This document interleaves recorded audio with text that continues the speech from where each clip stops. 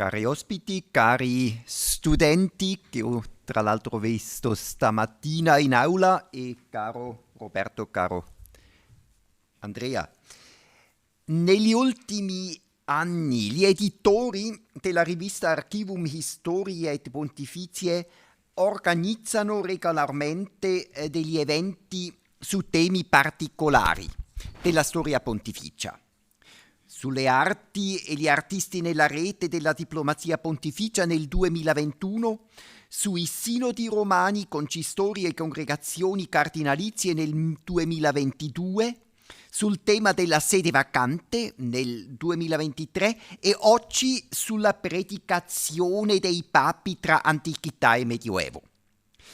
Da una parte, questi eventi garantiscono un approfondimento di elementi particolari della storia pontificia e la pubblicazione degli atti delle singole conferenze documentano dopo le riflessioni anche per un cerchio più ampio di interessati lettori.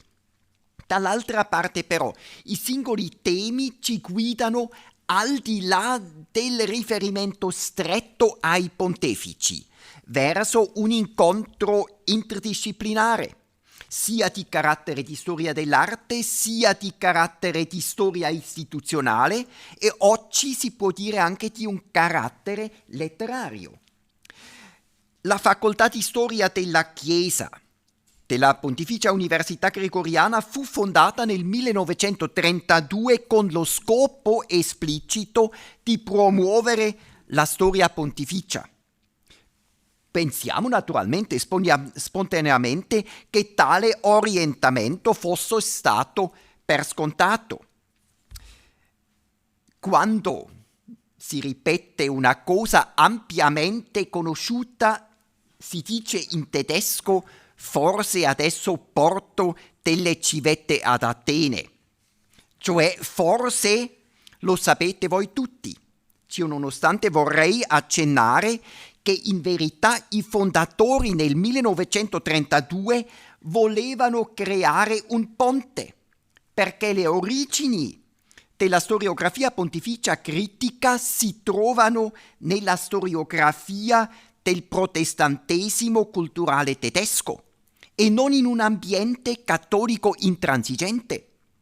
E i primi padri della nostra facoltà hanno il grande merito di aver raggiunto con degli studi assidui un alto livello per essere percepiti dalla storiografia secolare come interlocutori dello stesso rango.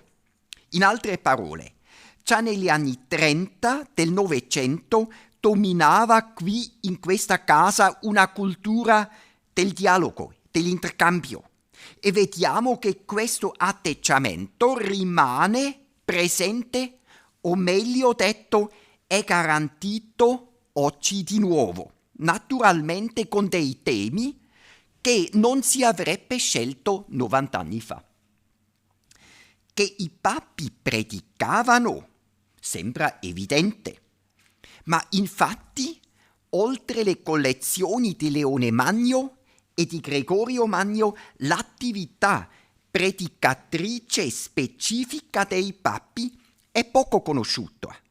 Le omelie sono infatti una manifestazione del magistero pontificio, quindi una cosa essenziale, e così possiamo dire con questa giornata di studi tocchiamo anche delle riflessioni sul concetto di identità dei sommi pontefici nei diversi secoli e in ulteriore passo integriamo anche delle riflessioni teologiche.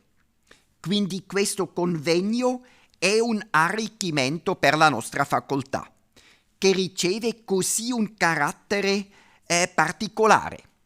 E io come docente di storia medievale naturalmente sono molto contento che ci dedichiamo oggi al tempo tardo antico e al Medioevo.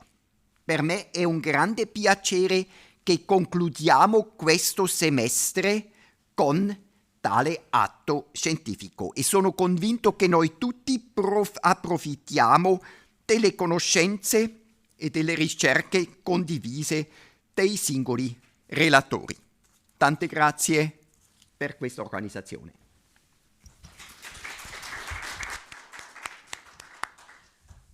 Grazie professor Oberholzer per il suo primo intervento. Professor Oberholzer che in passato ha già organizzato 2 di questi incontri, quello su Leone III mi ricordo, e poi con Ottavio Bucarelli, che è anche coorganizzatore con il professor Verardi. Ringrazio entrambi per il loro lavoro di questo convegno odierno e di domani, e poi con il professor Bartola aveva già organizzato il convegno sul secolo oscuro, che esce in questi giorni, esce come volume di Archivum in Storia Pontificie con il nuovo editore Peters di Lovagno, e quindi siamo contenti di avere questa coincidenza tra convegno e uscita del volume.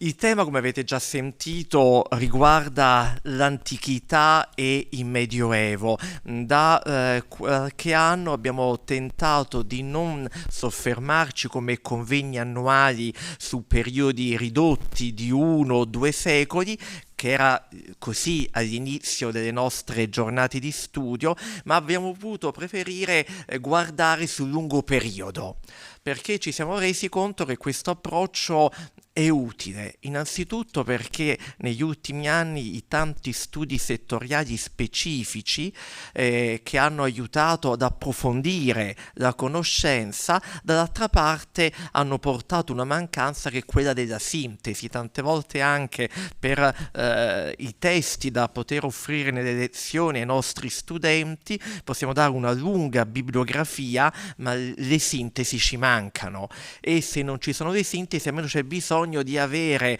una visione anche giusta apposta, ma per un periodo lungo, per aiutare ad avere una qualche visione d'insieme. E quindi negli ultimissimi anni abbiamo dato questo approccio a questi incontri di Archivum, di Archivum e della facoltà di Storia e Beni Culturali della Chiesa, che è la responsabile della rivista, e per questo c'è questa bella collaborazione, che sono 2 istituzioni ma in realtà è una.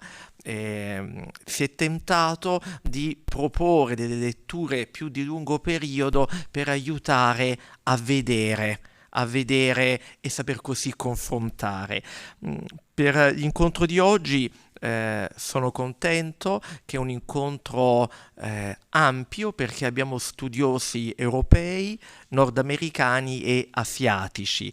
Per la prima volta, credo almeno da 20 anni, se non di più, che abbiamo un professore che viene qui dal Giappone a rappresentare anche tutto quel gruppo di medievisti che si occupa di questi temi. I nostri studiosi europei, la professoressa ormai ben conosciuta, non c'è, poi verrà presentata successivamente da Andrea Verardi, ma ringrazio anche il professor Berriu di essere qui con noi, tutti gli altri redattori. 3 continenti, un lungo periodo, scuole di tradizione diversa, un contesto di università pontificia, abbiamo combinazioni interessanti che non normalmente si incontrano, ma crediamo proprio in queste contaminazioni reciproche e collaborazioni che troveranno poi anche un volto pubblico, perché abbiamo idea di pubblicare quanto qui stasera e domani mattina condiviso, perché possa rimanerne traccia. Quindi ancora un ringraziamento ad Andrea Verardi e Ottavio Bucarelli per l'organizzazione, ai moderatori, redattori e a tutti gli ascoltatori presenti e da remoto. Grazie, buon inizio dei lavori.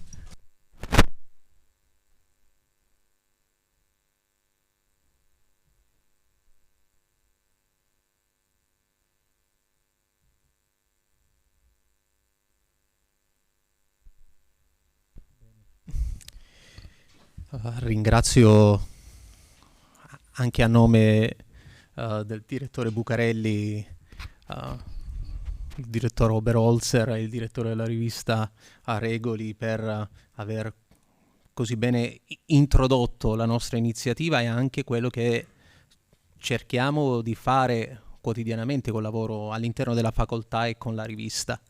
Io oggi ho il compito di presentare un intervento dal carattere introduttivo. Appunto, trattandosi di un convegno internazionale, non parlerò in lingua italiana e parlerò in lingua inglese, scusandomi con i madrelingua inglesi per sia in sala che online per eventuali, inflessioni nella mia pronuncia. Detto questo, let's start. Okay. My presentation today aims to serve as a kind of introduction to our conference. The conference that we are inaugurating today, organized by the Faculty of History of the Church at the Journal Archivum Historia Pontificia, is thematically continuous, as we heard, with a previous meeting dedicated to the cur animarum of the Pope between Antiquity and the Early Middle Ages, the proceedings of which were published in the volume of 55 of Archivium Historiae Pontificae. That occasion, both Rita Lizzitesta's contribution dedicated to the 5th century and my own dedicated to the 6th and 7th centuries had highlighted the topic of papal preaching as relevant and still relatively unexplored by historiography of the Church of Rome and the papacy. The utility of sources such homilies, sermons, and treatises is now widely recognized. These texts can provide valuable information about different aspects of late antiquity and medieval societies. Naturally, homilies offer specific references to the communication and translation of great theological debates to lay faithful. Recently, Michel-Yves Ferren has identified precisely in the space of preaching in the early church a space of interaction between religious authorities and lay people. This text also provides important information about the exegetical method used by their compilers and its evolution over time. If we move from the theological exegetical level to the more strictly historical one, the relevance of homilies is equally clear. To mention just a few possible areas of historical application for this text, sermons are useful for illuminating many aspects of ancient liturgy, for example, liturgy of the word, but also the organization of daily readings.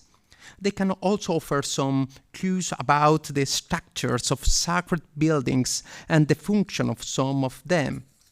Sermons can also provide information on social and cultural history, although it's worth remembering that the author's point of view is tendentially regulatory of the life and habits of the audience to which he addresses himself. The preacher is in fact essentially animated by a moralizing intent. Finally, sermons can also refer to historical events not mentioned by other sources. It is no coincidence that a great Italian historian of the 20th century, Federico Chabot, in his lessons on historical method, dedicated a long paragraph to homiletics as a historical source, classifying it among documentary sources and underlying its value for the medieval period. It is surprising in light of this potential value that the topic of papal preaching had little relevance, especially for studies on the late antiquity or medieval papacy. For the papacy of the high and late Middle Ages, in recent years, some young historians, including for Italy Christian Grasso, who will be part of our conference, and for Germany, Georg Strack, have begun to feel what rightly seems to have been a real gap in the historiography dedicated to the papacy. Suffice it to say that for an important pontificate such as that of Innocent III, the homily of this pope have generally received little attention, so much so that they not yet have a complete modern edition, not yet. As I mentioned, my presentation serves as an introduction to the topic. To avoid overlapping excessively with the subsequent papers, I intend to briefly present some general consideration on the subject and then suggest some possible line of development.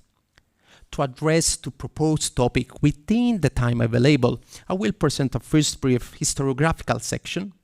In this section, I will essentially highlight the underrepresentation of the topic of papal preaching in recent historiography. Then follow a second, more fully historical section in which I will present the information that sources provide us regarding preaching, both papal and non-papal, in Rome during the ancient early medieval periods. And finally, I will end my paper with a third section dedicated to possible research development. In this case, I will briefly consider some specific cases. In particular, the presence of our original or pseudo-epigraphic tradition of papal homilies outside the Latin context, and also 4 homilies from the Roman context dating between the 6th and 8th centuries, which present potential cases of non-papal preaching in Rome. Let us now turn to the first point. The presence of the topic of papal preaching in contemporary historiography. We can begin with a premise. The history of the papacy and the liturgy of the city of Rome between late antiquity and the Middle Ages has enjoyed and continues to enjoy considerable fortune in specialized international historiography. Important studies have been conducted on the form of self-representation of the papacy in the early Middle Ages or in the reception of the papal authority in the same periods. Numerous studies have also been dedicated to various aspects of the papal action with a more or less extended chronological focus or monograph dedicated to the single pontiff. Studies dedicated to the early and high medieval Roman liturgy and its relationship with the urban space have also been fruitful. I'm thinking on the important works of Antoine Chavas and Victor Saxer, or again of Sibyl de Blau and Just Dyer, dedicated to the stational liturgy. To this must be added the recent volume by John Romano on the social dimension of liturgy in the time of Gregory the Great. In this historiographical context, our journal Archivum Historiae Pontificae has also tried to make its contribution to its conferences, such as those on the Cura Animarum and also that on the modes of papal governments, and also that one on the 10th century. While many of these studies have utilized or referenced papal preaching, they have not directly addressed the topic. This is a fairly common approach in the historiography of both the ancient and medieval papacy. Although, as I mentioned at the beginning of my presentation, significant progress has been made on this topic for the high and late Middle Ages. I'm referring to the aforementioned works of Christian Grasso, dedicated to Innocent III and Honorius III, and those of Georg Stark, which compass the topic of papal preaching for a chronological period between the 11th and 14th centuries, and also the recent book Communicating Papal Authority in Middle Ages, edited, among others, by Strack himself and Minoru Ozawa, where the topic of papal preaching in the medieval periods is well represented. These new studies are essentially the fruit of a new historiographical season that between the 1970s and the early 2000s saw the development of a flourishing research trend on homiletics and preaching, a strand that for Italy had among its leader both Del Corno and Roberto Rusconi, and for France, Nicole Berrieux, who honored us with her presence today and will deliver the conclusion of our conference. This line of research initially had a central focus of interest on the preaching of religious order, mendicants and preachers in particular, but not only.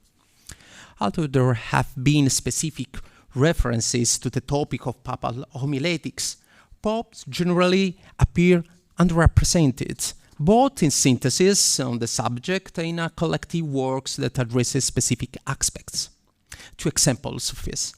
In Jean Longer's fundamental works, La Predicazione Medievale, the late antique and medieval popes who appear as a category of preachers are only Leo the Great and Gregory the Great.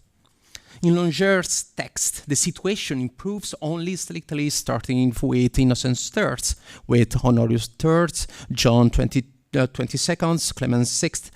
If we then consider two important recent collective volumes, Predicazione et liturgie au Moyen Âge, edited by Nicole Berriou and Franco Morenzoni in 2008, and the volume Preaching and in the Patristic Era, Sermons, Preachers and Audiences in Latin West, edited among others by Anthony Dupont and Shari Boots, the representation of pontiffs is almost the same.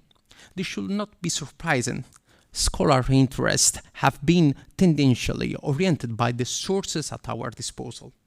Studies on late antiquity and early medieval preaching have reasonably focused on the homilies of the two great popes of the periods, Leo the Great and Gregory the Great.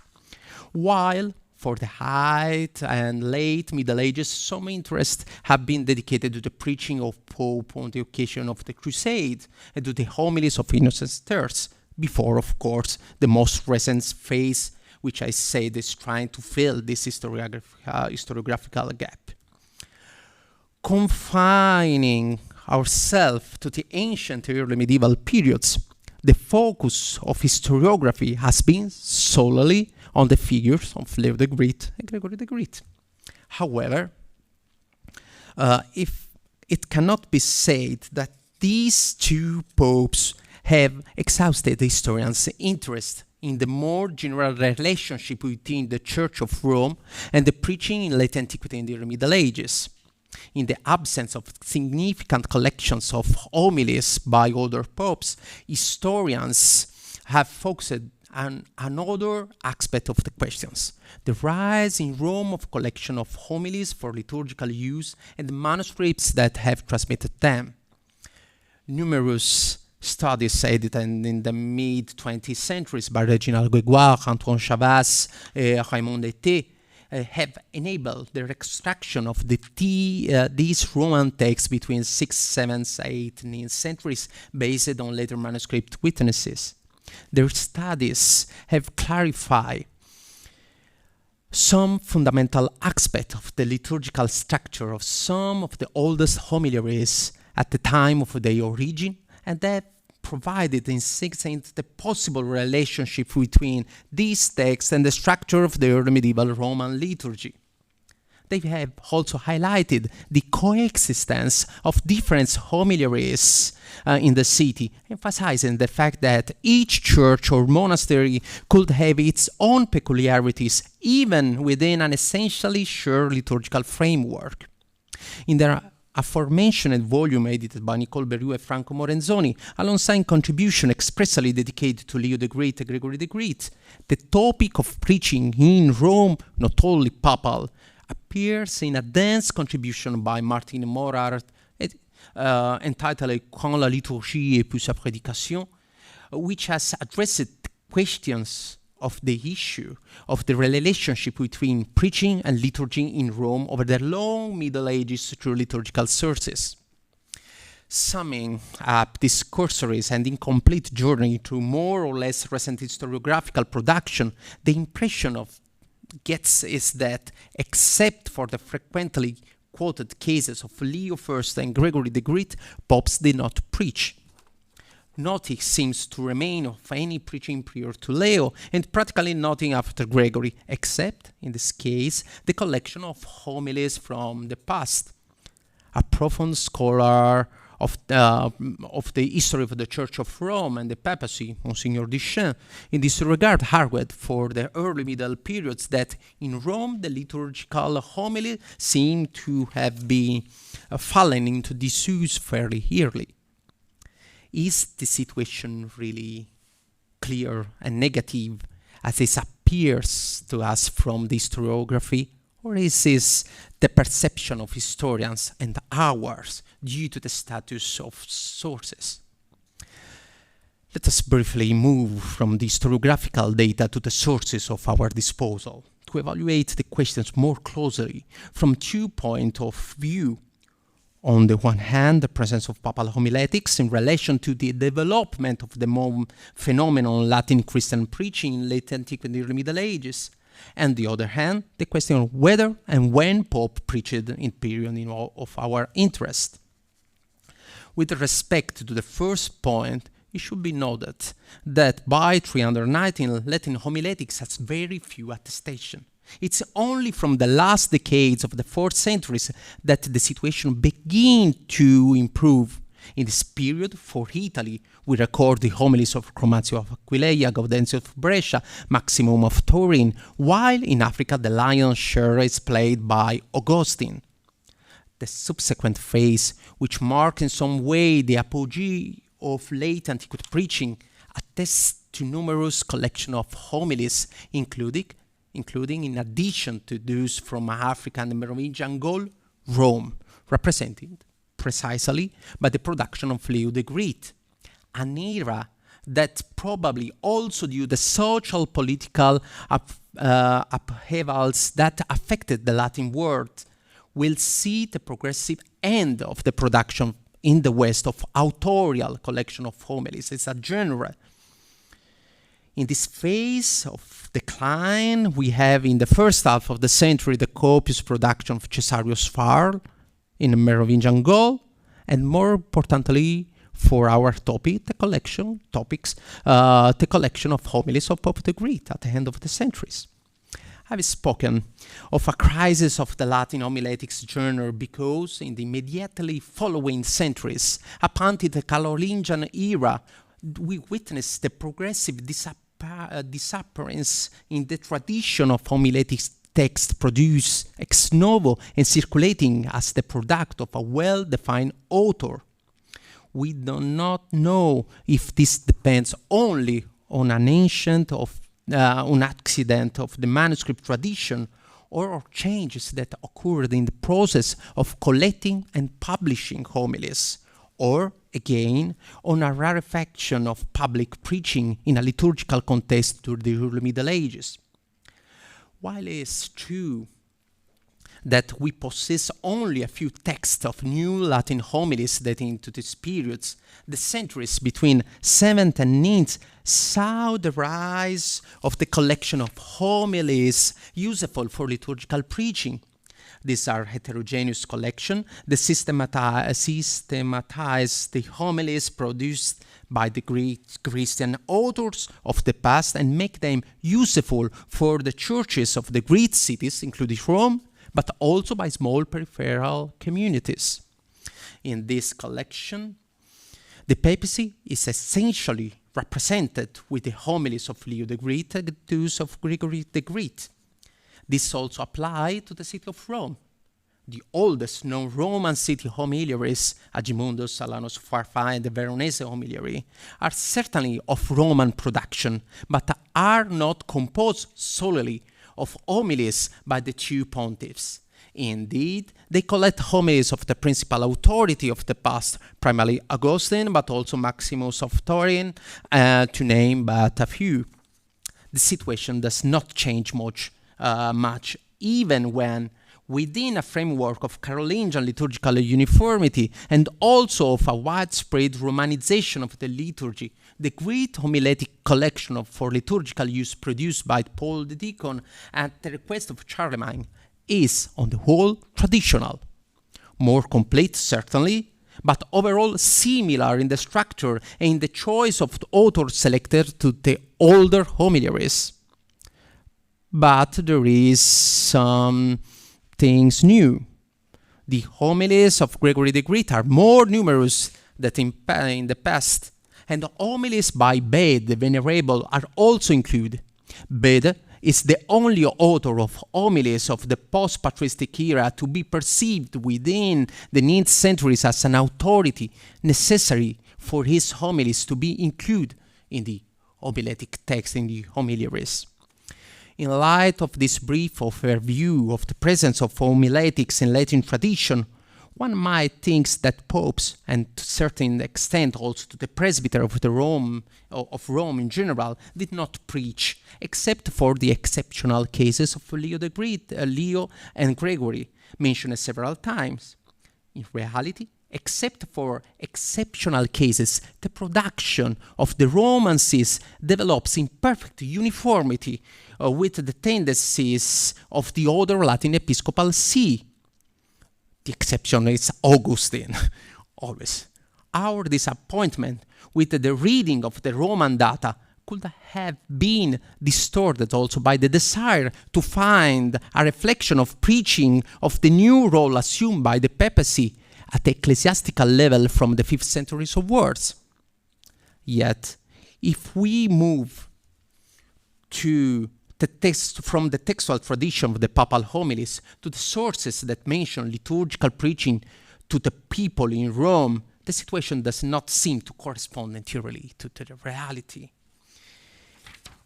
This cycle of homilies of Leo the Great and almost precise correspondence with the city liturgical calendar, this also applies to the homilies of the Gospel of Gregory the Great. Gregory himself, in this letter and above all in the pastoral rule, devotes much space to the topic because it's considered his initiative to be something of not exceptional. It's necessary for all bishop and priest to have a clear idea to how and when preaching. In the first half of the 6th century, then, the third redaction of the Liber Pontificalis Romanus, the main historical source for the history of the Church of the City of Rome between late antiquity and the early Middle Ages, clearly defined preaching as one of the main duties to which the bishop had to dedicate himself. The news is present in ugly ideological way into the biography of Peter and Clement. These are the accounts in which, in a programmatic key, the anonymous authors insert a division of ecclesiastical tasks related to the pastoral care of the city among the different orders of the clergy. In the reconstruction offered by the Liber, major and minor orders of the clergy had been instituted to allow the bishop to devote himself to his main task, the education of the Christian community and the preaching. The account in the Liber thus emphasizes preaching as a papal prerogative in this field. Whether this is one of the many desiderata of the authors of the Liber is impossible to know. Given the Roman source tendency to regulate, among other things, the sphere of liturgical action of the bishop and presbyter, it's possible that this information aims to limit the initiative in the field of the preaching to the bishop alone, also for reason of dogmatic uniformity in the city. Roman liturgical sources, such as the Roman Ordinance and Roman German Pontifical, offer us no more help until the 10th centuries. Only around 950 do these texts give us a clear indication of the time when popes could preach. Naturally, these are only potential occasions, since the bishop may or may not decide to deliver a homily. For the preaching periods, the ordinance only mentions some things approaching as sermons in exceptional cases. This is the case of Ordo 11, dedicated to the baptismal catechesis, but it's catechetical educational. It's not a real preaching moment. Given this, it would seem that the situation recorded by historiography finds solid support in the sources. Yet, there might be some glimmer of hope for considering the issue. Today, are more aware than in the past of the coexistence in Rome, not always without tension, of an episcopal and presbyterian liturgy, a liturgy harmonized between the 5th and 7th centuries through the development of the stational liturgy. I do not believe it is coincidental that the collection of homilies of Leo and Gregory can be read in relation of the timing of the stational liturgical calendar. Popes, as Tommaso di Carpegna Falconieris has indicated for a selected later period, do not preside over all the function of the stational liturgy.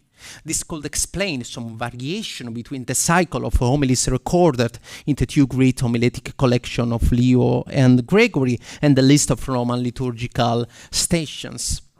Behind this, however, there are also some underutilized sources that can be exploited to reconsider the issue of papal preaching, and more generally, preaching in Rome between late antiquity and the early Middle Ages. I'm referring to, for example, in the Latin word to 4 homilies. The first of these is contained in the manuscripts 5250 of the Capitular Library of Verona. This is an important manuscript because it's one of the few witnesses of the canonian version of the Liber Pontificalis Romano, a manuscript probably of French origin, perhaps connected to the scriptorium of Flavigny. The homiliary contained in this codex has already been studied by Raymond Ete, who has linked it to the Roman context. This homiliary contained sermons written for the dedication of a church to the apostles.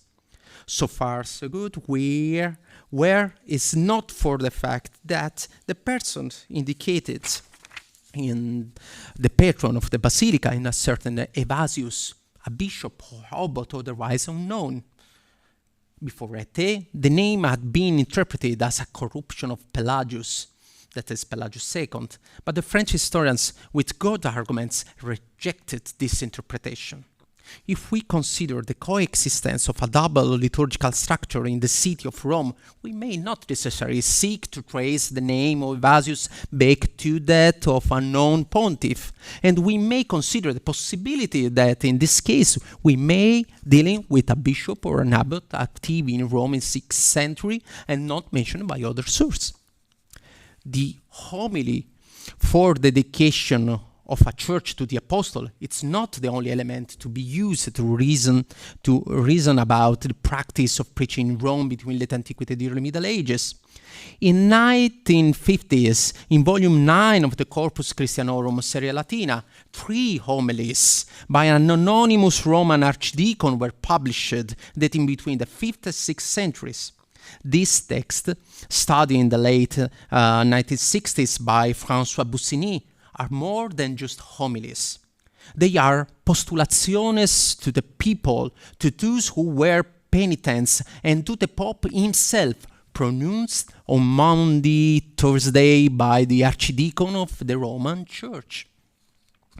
The exceptional nature of these texts lies in the fact that, in addition to the offering a precise exegesis of the gospel passages used in the penitential liturgy, namely the pericope of the resurrection of Lazarus, they represent an intermediate liturgical link between the ordines that describe the penitential liturgy of Rome in the Tituli and the episcopal one in the Lateran, and the homilies dedicated to the same subject, and with the same scriptural references by Gregory the Great. These texts are the connection between Ordo and the preaching of Gregory the Great. Finally, and as I draw to a conclusion, we must consider expanding our gaze behind the Latin word to seek residual traces of some late antique and early medieval papal preaching. Such operations are made easier today thanks to meritorious scholarly works such as PATCH database dedicated to late antiquity and medieval Coptic literature created at La Sapienza University of Rome by Paola Buzzi.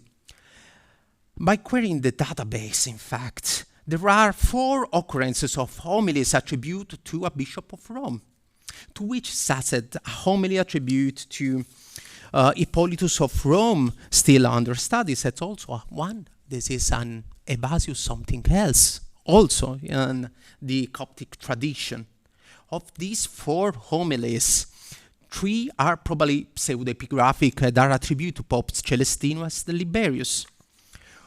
One is apocryphal, 2 or 3 are apocryphal, and one of Liberius is dedicated to the death of Athanasius of Alexandria, while the second is dedicated to the topic fasting. This is probably the true a true transcription of classic preaching of Liberius.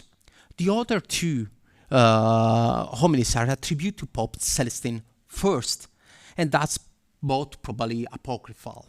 In this case, the first is dedicated to the Archangel Gabriel, while the second is dedicated to the memory of Saint Victor.